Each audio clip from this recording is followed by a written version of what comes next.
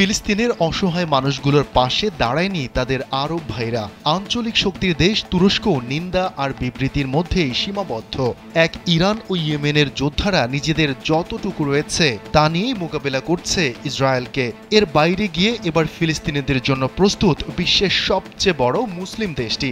এশিয়ায় অবস্থিত দেশটির নাম ইন্দোনেশিয়া।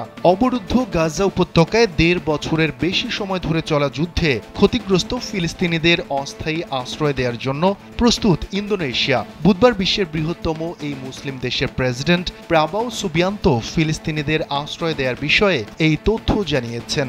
ইন্দোনেশিয়ার প্রেসিডেন্ট বলেন, প্রথম ধাপে যুদ্ধে ক্ষতিগ্রস্ত ১,০০০ ফিলিস্তিনিকে আশ্রয় দেওয়ার প্রস্তুতি নিয়েছে তার দেশ।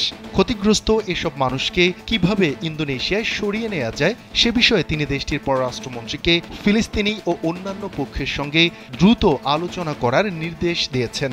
প্রেসিডেন্ট প্রাবোও সুবিয়ান্তো আরও বলেন, আমরা আহত, মানসিকভাবে বিপর্যস্ত ও এতিমদের সরিয়ে নিতে পুরোপুরি প্রস্তুত। ভুক্তভোগীরা পুরোপুরি সুস্থ হয়ে ওঠা এবং গাজার পরিস্থিতি তাদের ফেরত পাঠানোর জন্য নিরাপদ হওয়ার আগ পর্যন্ত তারা ইন্দোনেশিয়া থাকবেন।